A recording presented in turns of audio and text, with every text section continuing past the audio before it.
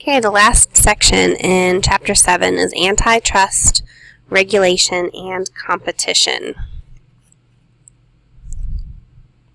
First of all, antitrust.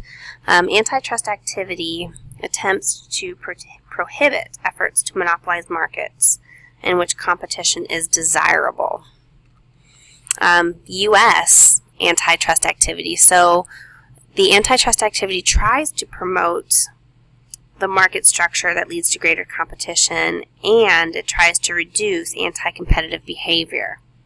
There are antitrust laws that attempt to promote socially desirable market performance. 3 early laws dealt with the growing problems of anti-competitive market structures and anti-competitive behavior. They're the Sherman Antitrust Act, the Clayton Act, and the Federal Trade Commission Act. You can read about them right there. The Federal Trade Commission Act is actually a federal body that still exists today. 5 full-time commissioners assisted by a staff of mostly economists and lawyers. These 3 laws provide the U.S. antitrust framework. This framework has been clarified and enhanced by amendments and by court decisions over the years. Mergers and antitrust. One way firms try to reduce competition is by merging with competing firms.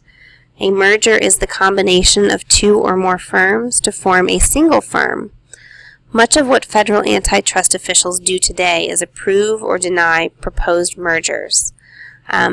They consider the merger's impact on the share of sales by the largest firms in the industry. For instance, if few firms account for a large share of sales in the market, any merger that would increase that share may be challenged.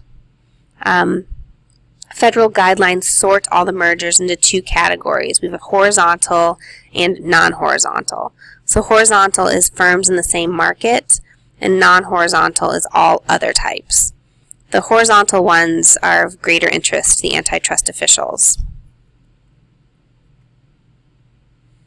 As time has gone on, in recent years, there's a flexible merger policy. This approach allows big companies to merge if the combination is more efficient or more competitive with other big firms in the market. And a great example is government-approved Whirlpool's $1.7 billion acquisition of Maytag, even though Whirlpool at the time was the world's largest maker of major appliances. And Maytag ranked 3rd, so number 1 bought number 3, which made a huge number 1. Government officials noted that growing competition from Asia would keep prices down. As one antitrust official put it, "I do not believe that size alone is a basis to challenge a merger. However, just the threat of a legal challenge has stopped some potentially anti-competitive mergers." Gosh, if we just think about pizzas, okay, pizza companies. Businesses merge to increase their productive efficiency by taking advantage of economies of scale. Larger firms often are more efficient than smaller firms. What would happen if all the pizza restaurants in Springdale joined together to form one big pizza chain of restaurants? They all had the same menu, they charged the same prices.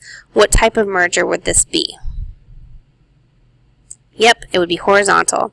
Why might this be a bad thing for us? I sort of like different pizzas. On Friday nights we'll get Domino's with the kids. Maybe if just my husband and I are out and about, we'll stop at MJ's Pizzeria and get a fancy pizza. So yeah, I would be really sad if all the pizza companies in Springdale were the same. Do you guys think that the government should prevent this type of merger from taking place? I would hope so, but I don't know if pizza is important enough for the government to take notice. Okay, learning objective 2, regulation of natural monopolies. The regulation of natural monopolies tries to control price, output, the entry of new firms, and the quality of service in industries which monopoly appears inevitable or even desirable. With natural monopolies like local electricity, local phone, or a city subway system are regulated. Several other industries, such as land and air transportation, were regulated in the past based on the same idea but have since been deregulated. There are two views of government regulation. Basically, why do governments regulate the price and output of certain markets? We have one, regulation is in the public interest. Regulation promotes social welfare by reducing the price and increasing the output when a market is served most efficiently by one or just a few firms. And then secondly, such regulation is not in the public interest but is in the special interest of regulated firms.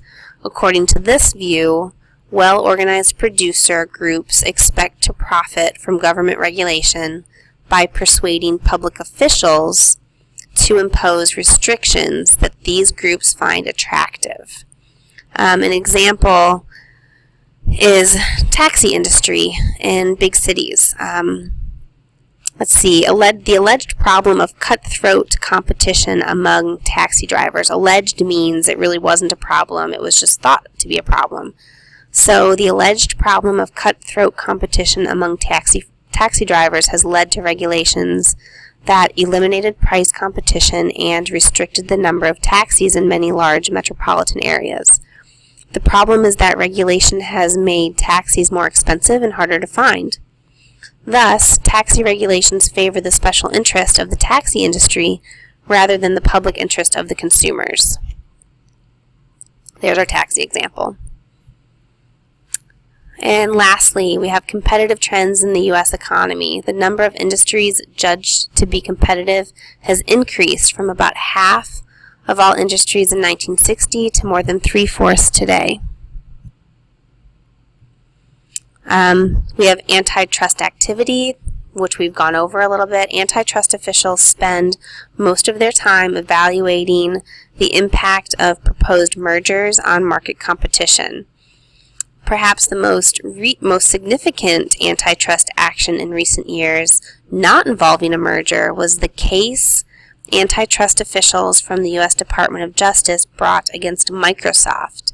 They charged Microsoft with having a monopoly in operating system software and attempting to extend this monopoly into the web browser market. The settlement with Microsoft gives personal computer makers greater freedom to install non-Microsoft software on new machines. Deregulation, a reduction in government control over prices and firm entry in previously regulated markets such as airlines and trucking. Deregulation has increased competition and benefited consumers. If I look at the airline industry, so take for example the regulation and deregulation of airlines. The Civil Aeronautics Board, the CAB, established in 1938, once strictly regulated U.S. interstate airlines. Any potential entrant interested in serving an interstate route had to persuade the CAB that the route needed another airline, a task that proved impossible. During the 40 years of regulation, potential entrants submitted more than 150 applications for long-distance routes, but not a single new interstate airline was allowed. The CAB also forced strict compliance with regulated prices. Any airline seeking to lower its prices on any route would face a rate hearing, during which both the CAB and the airline's competitors would scrutinize the request. In effect, the CAB created a cartel that fixed prices among the 10 existing major airlines and blocked new entry. In 1978, despite opposition from the established airlines and their labor unions, Congress passed the Airline Deregulation Act, which allowed price competition and new entry. By 2000, airfares averaged 27% below previously regulated prices. So in 1978, the airlines deregulated, and in 2000, the airfares dropped 27%. Crazy. Passenger miles nearly tripled. Airlines became more productive by filling a greater percentage of seats. The net benefits of airline deregulation to consumers now exceeds $25 billion per year, or more than $80 per U.S. resident. That is an example where deregulation actually was a benefit to the consumer and the industry. Regulations that limited competition have also been repealed in trucking, securities trading, banking, and telecommunications. For the most part, these industries have become more competitive as a result, and consumers benefit from lower prices and better products. International trade. Foreign imports increased competition in many industries, including autos, tires, and steel. Many imported goods were attractive to U.S. consumers because of their superior quality and lower price.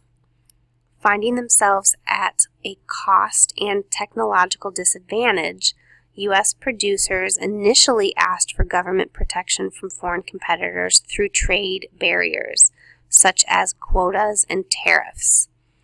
A quota is you only allow a certain a quota, you only allow a certain amount of a product into the country. And then a tariff is a special tax added to products brought into the country. So they were trying to prevent foreign products from entering the country. Let's see.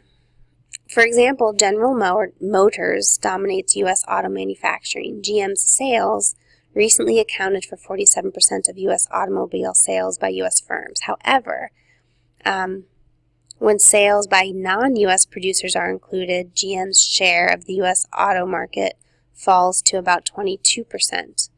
To survive in the market, U.S. producers improved quality and offered products at more competitive prices.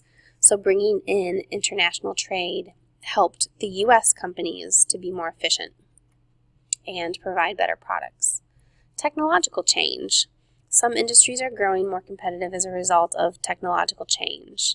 A silly example, in the past 30 years, the primetime audience share of three major TV networks, NBC, CBS, and ABC, dropped from 90% to less than 30% as satellite and cable technology delivered many more channels.